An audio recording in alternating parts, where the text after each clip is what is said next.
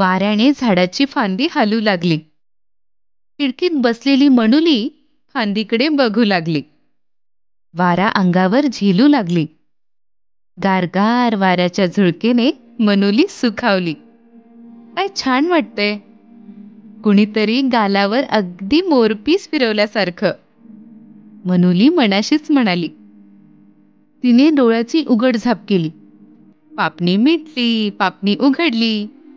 तिला वाटलं, आज झाडाला कसला तरी आनंद झालाय. सगळी पानं वाऱ्यानं हलतायत. किती मज्जा, गंमतच आहे. आपल्याला आनंद झाला की आपण 2च हातांनी टाळ्या वाजवतो. झाड मात्र असंख्य पानांनी टाळ्या वाजवू लागतात. मनुली होती दंग.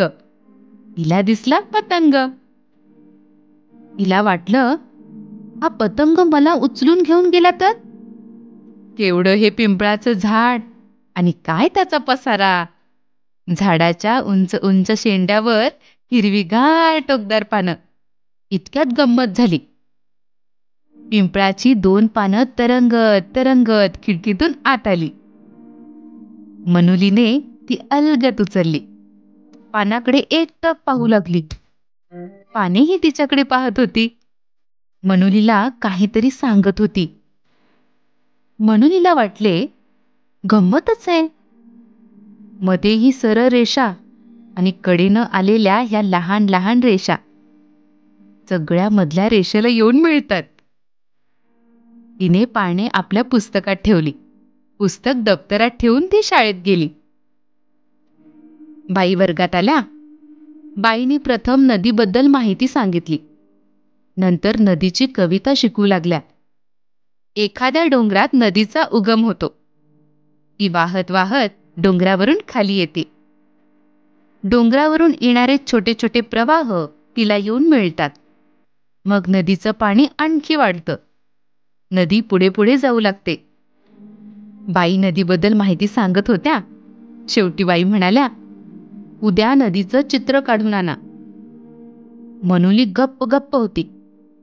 तिच्या मनात आलं, कसं दिसत असेल हे सगळं. मी तर माझ्या गावाजवळची नदी बघते.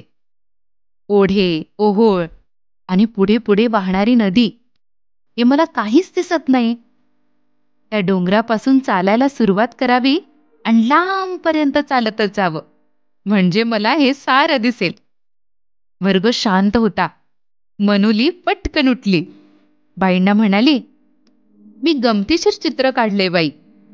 अगदी डोंगराच्या नदीचं, तिला येऊन मिळणाऱ्या ओढ्यांचं. गमतीशीर? दाखव बरं, बाई म्हणाल्या. मनुलीने आपले पुस्तक उघडले. खिडकीतून उडत आलेली पाने तिने पुस्तकात ठेवलेली होतीच. गुपचूप बसली होती ती तिच्या पुस्तकात. तिने एक पान आपल्या हातात घेतलं. अगं, चित्र दाखवतेस ना? बाईंनी विचारले. मनुली वर्गापुढे आली. तिने डाव्या हातात पान धरले होते. बाई म्हणाल्या, हे तर पान आहे. मनुलीने डाव्या हाताच्या तळहातावर ते पान ठेवले. तळहात किंचित खोलगट केला. पानावरल्या मधल्या शिरेवर बोट ठेवून बाईंना म्हणाली, पहा बाई, ही डोंगरातून आलेली नदी पुढे पुढे चाललीये. बाजूच्या शिरा म्हणजे छोटे छोटे ओहोळ, ओढे तिला येऊन मिळतायत. नदी पुढे पुढे चाललीये. बाई, ही नदी शहाणी नदी आहे. सरळ ओळीत चाललीये. खरी नदी मात्र माझ्यासारखी कशीही धावते. ही पानं म्हणूनच मला मगाशी काहीतरी सांगत होती. तुम्ही नदीची माहिती सांगत होतात तेव्हा मला ऐकू आलं त्यांचं बोलणं. गंमत आहे नाही बाई? बाईसह सगळा वर्ग मनुलीकडे फक्त स्तब्ध होऊन पाहत होता. बाई म्हणाल्या, खरंच मनुलीनं किती सोप्या शब्दात नदीचं चित्र उभं केलं पहा.